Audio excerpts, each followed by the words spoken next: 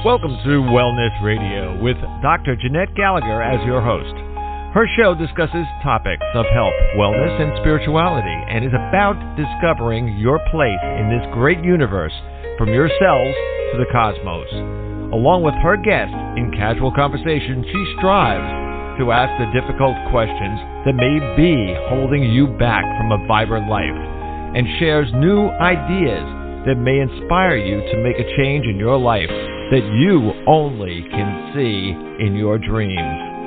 And now, here is Dr. Jeanette Gallagher. Good evening, everyone, and welcome to Wellness Radio. This is Dr. Jeanette Gallagher, and it's a pleasure to have you with us here this evening. Tonight, we are going to take a little bit look at the history of health, of survival, of perhaps the way in which history has been shape-shifted by the things that we experience in our life, our stories. What are we coming up against? What is happening in our lifetime or generations that shapes us as people and how we respond to others, how we respond to the world around us, how we receive therapies, treatments, perhaps medicine, perhaps healthcare, or maybe the care of a human, of the one next to us. You know, we look at it back in the centuries and we say people have come along and have kind of had really great things, maybe in, BC time or AD time or early time or whatever, and they found ways to be able to take care of themselves. They came up with homeopathy, or they came up with their diet, or they came up with learning about being able to have clean water. Yet we look at the times and we say, how do we get where we are today? What we're going to be talking about today is a book that truly looks back in reflection on all of these monumental times in history where people were changed. And how were they changed? For the good? Perhaps maybe not for the good? Perhaps maybe we look back and we say, can we do better? Or perhaps we look back and say, how could we have possibly done things that way? And wasn't that an atrocity? Today my guest is Edna Bonhomme. The book is A History of the World in 6 Plagues, How Contagion, Class, and Captivity Shaped Us, from Cholera to COVID-19. Edna, thank you so much for joining us today. It's a pleasure to have you with us. Thank you for having me. So glad to have you because I think, we talk about this all the time on this show, about how history has changed us as humans. And when we look back in reflection, we say, how could they have done that then? But they could have done it then because that's what they knew at that time, and that's what they were exposed to, and that's their level of consciousness at that time. Don't you think? Yeah, so as someone who's trained not only in history of science, but also in public health and biology, I tend to think about not just historical events as as a specific time or as a people, but also as how knowledge has changed and shifted, as well as how our understanding of observation and what counts as different forms of medicine and healing has also changed. And obviously this is the epistemology, or the theory of knowledge, can shift not just based off of time, but also based off of where people live. There are indigenous forms of healing that may not always be recognized by people in Western Europe and North America, that also play a role in how we think about knowledge. And I think that speaking about the dynamism of science is something that is quite significant for my research, but as well as in how I relate to people on an everyday life. I think the biggest word that really shapes your entire book is the word freedom. Do you have the freedom to choose? Do you have the freedom to be cared for? Do you have the freedom to survive? Do you have the freedom to be able to really know what to be able to do? And I really think that in history, I think the main theme has been self-preservation. Don't you think? Because when we think about it, it was safety, your stature, your risk, and, what was outside of self. And when we think about that, we say, are we just taking care of ourselves, worried about ourselves, and clamoring to be able to find the answers for our own survival? Or do we really worry about the person next to us? Don't you think that's been an overriding theme? So in my book, I do look at that tension between the individual idea about caring for the self but I also focus on the collective responsibilities and collective care that is also possible. In fact, I think that there can be a danger to individualism in medicine and science and how it operates, especially in the West. And part of the reason I say that is because we don't live as individual units, whether it's at the workplace. Often we do rely on communicating with and or collaborating with other people. In fact, right now we're having a conversation. Humans are quite social creatures, and the individualism that is often promoted can be a hindrance. And what I would argue for is thinking actually about how socially and collectively sometimes we can learn from each other, but that and concepts of, for example, indigenous cultures where people will rely on a community member, like different community members, a person to be the griot, that is to say the storyteller, someone to be a healer, someone who's responsible for building houses. And some of that occurs in by virtue of individuals talking together at certain points and having meeting spaces. Again, this is something that is often or can feel absent in Western societies, but the collective, I would argue, is actually quite important for people to be able to build trust, for people to care for each other, for people to feel validated and seen, and also just for people to be able to have fun, whether that's even through social events as well. It's not just within the context of health and medicine, but also the socialization that allows us to feel whole and happy can occur when we come together in collective spaces. I think also, too, that it's really important to touch on this in your book. It does an extensive deep dive into it. Again, the book we're talking about today is A History of the World in 6 Plagues, where what is coming from outside that you believe you have no control over, is it something that's mysterious? Is it in the water? Is it in the air? Is it in the aura? Where is it coming from? So this idea that the outside can attack self as the inside, is very, very important. I mean, when you talk in your book, you say about communicable diseases and isolation poses grave danger.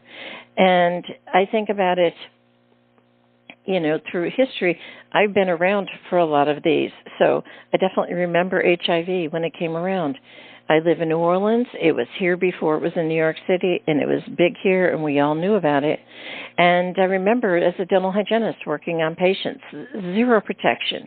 Nothing was ever sterilized. It was the way it was. You came in your street clothes, you kind of cleaned your teeth, you washed your hands, that was about it. And this is in, I think it was, what year was that? 1979, 1980 for myself. And I distinctly remember being tested at the State Department of Health. The head of it, I went to her office and she tested me right there because there was nothing set up in the state to be able to test for it. We didn't have it at that time. However, instantly it started this whole thing, wrap everything in plastic. You have to wear these big suits. You have to make sure. And what happened was there was a big divide between judging people from the outside of what you looked at them and you said, "Ooh, they might be a danger to me and I need to stay away from them." Fast forward into the pandemic time. People looked at others and they said, "Ooh, you might be a danger to me. I stay away from you." We think about all of the other times and we say, are we creating a bias and a separation where people are saying, I'm going to keep all of those others out there and I'm going to keep myself safe?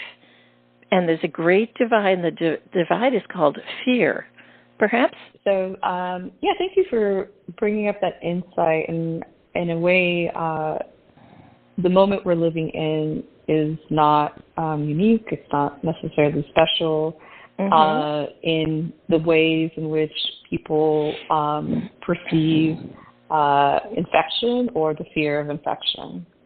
What we do have now that is distinct, I would say, from, for example, 300-400 years ago, is that there is now well established since the 19th century idea about germ theory, and that is to say a microorganism can be the basis by which a specific disease occurs. So cholera fibrio is what is responsible for us getting cholera if we are to get cholera. How people respond to a disease can vary accordingly. So exposure, as you know, doesn't necessarily mean that one will exhibit the symptoms that are commonly associated with it, but very likely to be the case. And then even beyond that, what is having the disease, if you have a well-functioning immune system, it will respond accordingly. Though obviously some diseases that, like in the book, I mentioned cholera, I mentioned Ebola. Ebola, for example, has a high virulence rate, and it has a higher mortality rate than cholera does in the current moment. Nevertheless, you're bringing up something that is important to note, that outside of the biology, what is the socialization of disease and how do people perceive what the impact of a disease may be? That's somewhat different than the disease itself. And I would say that I would make a distinction between how the fear and what people thought about with HIV in the 1980s versus how people thought about COVID in the 5 years ago in 2020. And part of the reason that that distinction is significant to make is for a host of reasons. One major one is that HIV, AIDS, and the fear or the anxiety that people had a lot to do with the anxiety around sex and around queer people, homosexual men in particular, certain ethnic minorities, and the ways in which that anxiety is tied to the prudence that can often exist in society. And with COVID, there were a host of other factors happening that didn't quite have the same that didn't have the same valence and resonance as the HIV outbreak.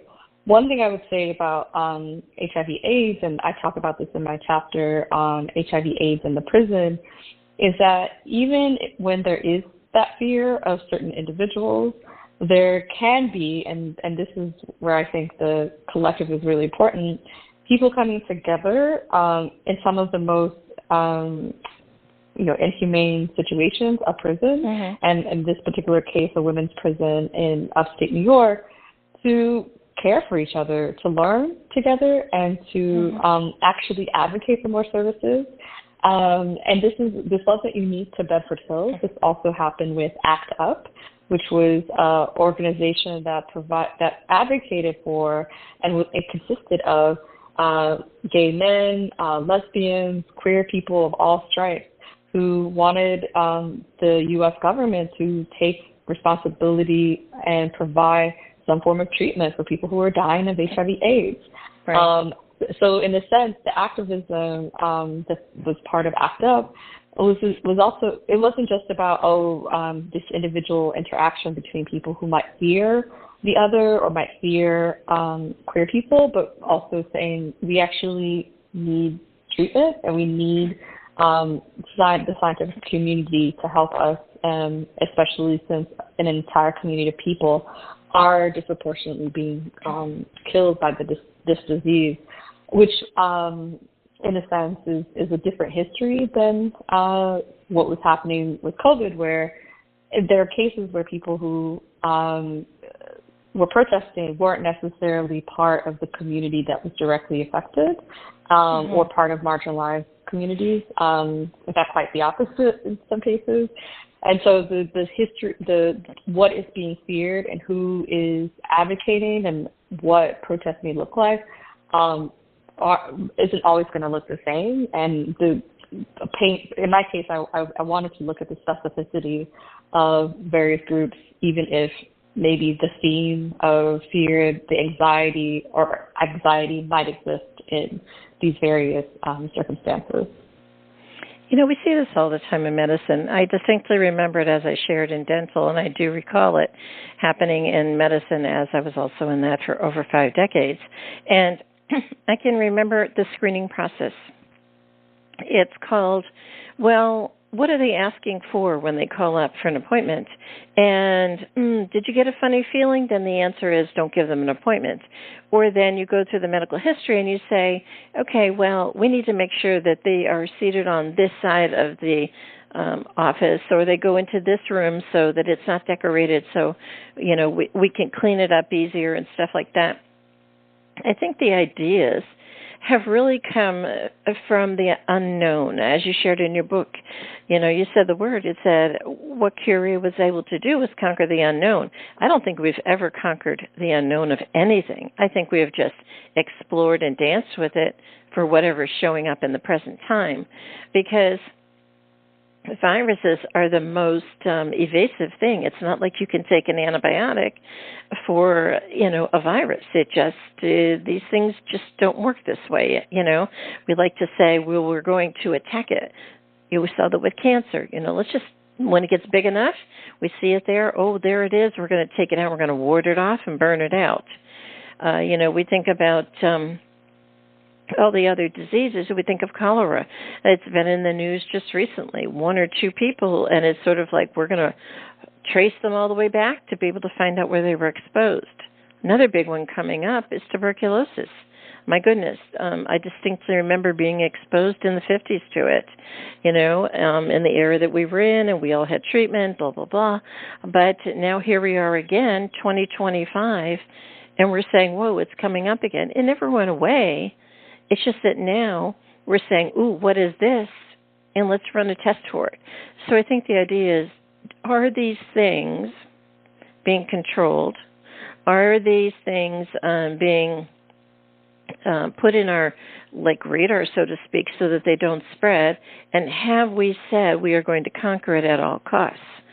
I think that's where, when things come up in history, when things come up in our health, they come up in our whatever profile you want to call it, racial, social, economic, financial, mental health, whatever you want to call it. You can give it all the labels you want to.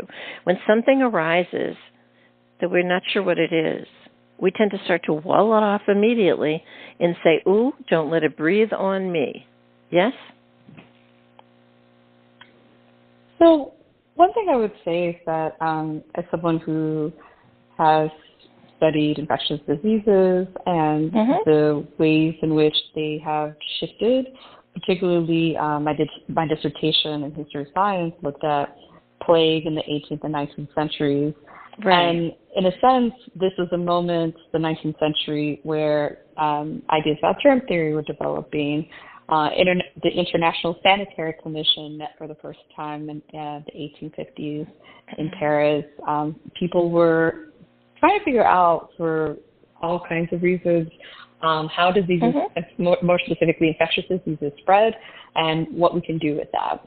And to an extent, the kind of grand narrative around infectious diseases and it having interventions at various levels, both at the structural public health level in terms of generating or figuring out how to have clean water, to eventually, by the 20th century, vaccination campaigns, has actually meant that those interventions contributed to the decline in a lot of infectious diseases in the West. So, and this is by no small feat, but actually, I would say, global initiatives.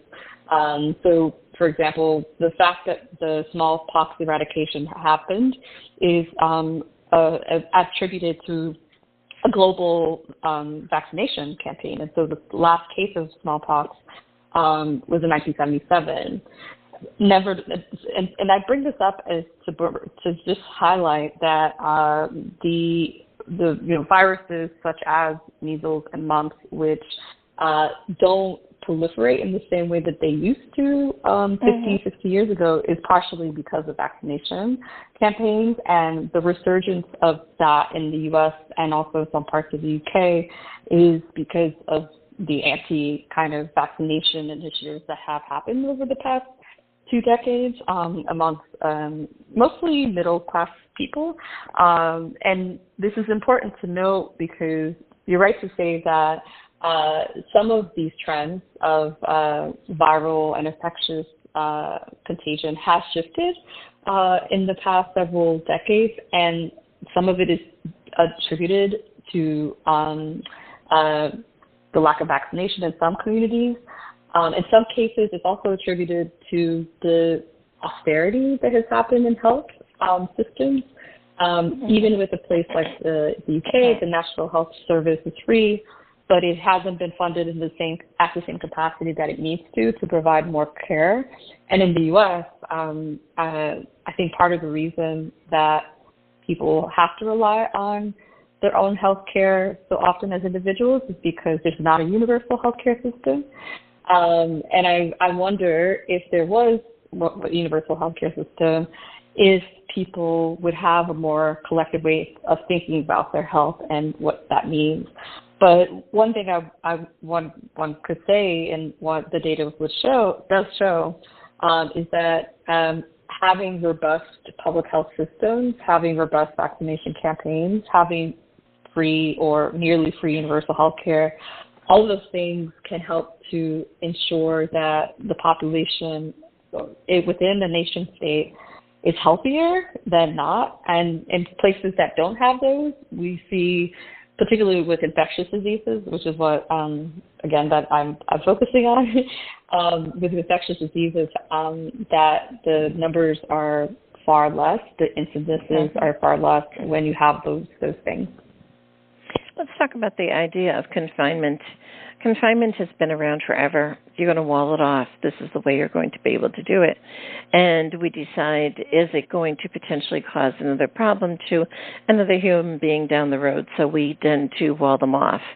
Like I said, with tuberculosis, I remember the person who had the tuberculosis, they were sent away. Everybody else was treated. When I think about AIDS, they were kept to a certain area. That is a way. You don't go eat at their restaurants. You don't go eat at their places. You stay away from them. We think about the pandemic, same thing. We think about Ebola, very same thing. And all of these ideas is about confinement. But we've also seen confinement in other ways. Confinement can be also, too, if someone's thinking a different way, if someone's reacting a certain different way, if someone's a different race or ethnic background, or if someone is exploring and saying something else about their truths and beliefs.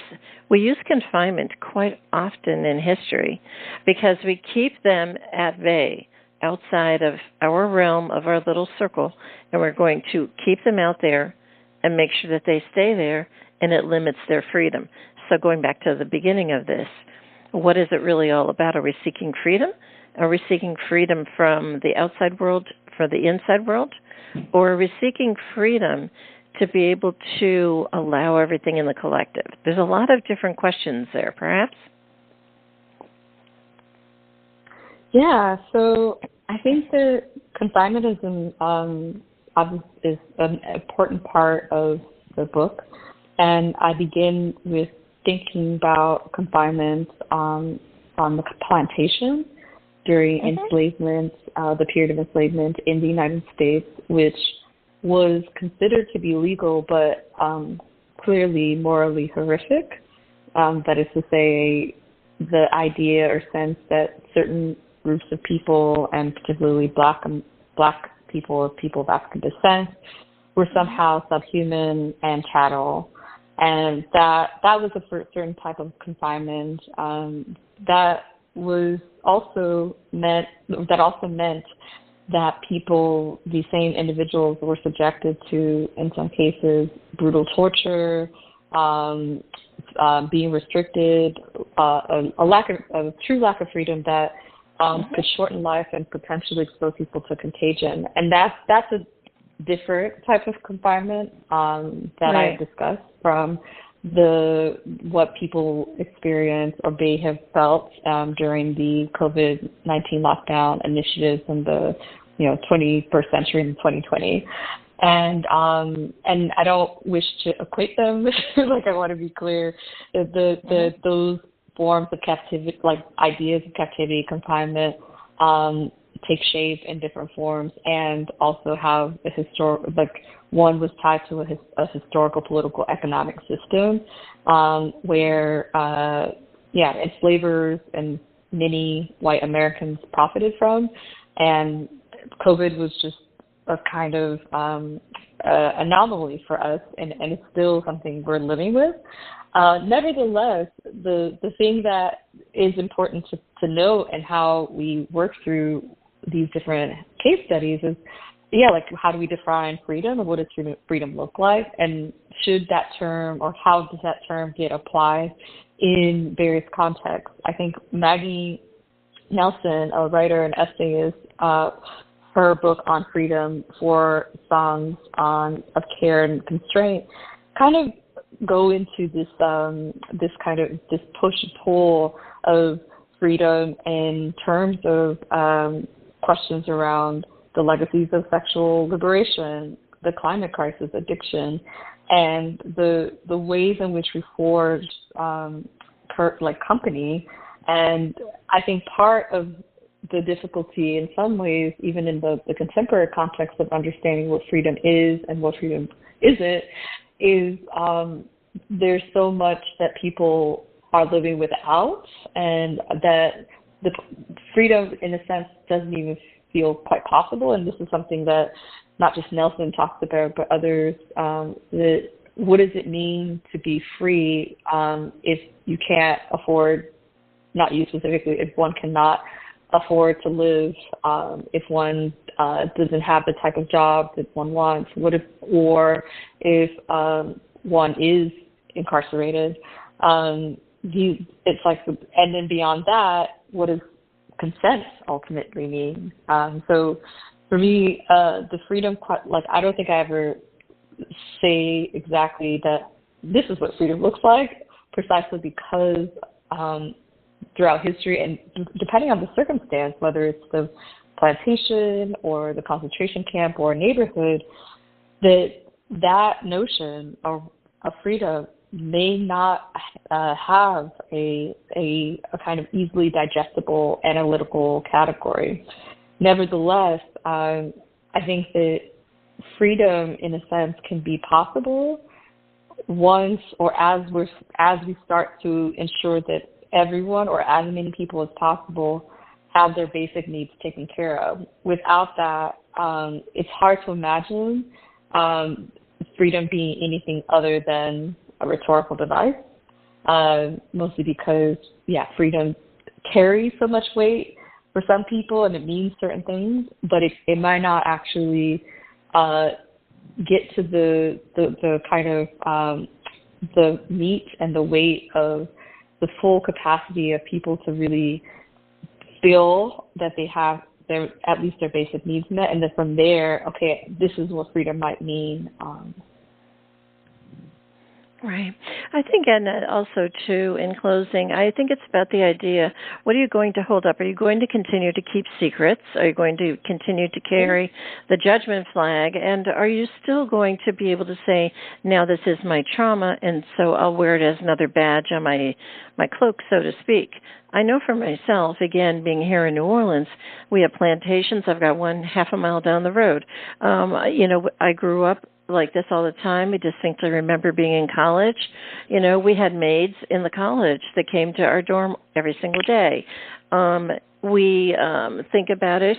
We had the AIDS first here. We had the pandemic pretty bad here. But what also, too, was the difference is that here we believe in morphing each other. In other words, we will believe that there are no hard confinements, there are no hard lines between each other, and everybody just kind of morphs together here. It's always been that way. That's why people come here. They say there's something about this place, and that's what it is. We don't believe in confining or this excessive judgment that a lot of people have. I think it depends on where you live, who you're engaged with, what your beliefs and your truths are about, and what you hold up as what you're going to engage in the world. That really is very important. And if you're going to carry a certain kind of book that is the rules by which you live, here we don't really have that.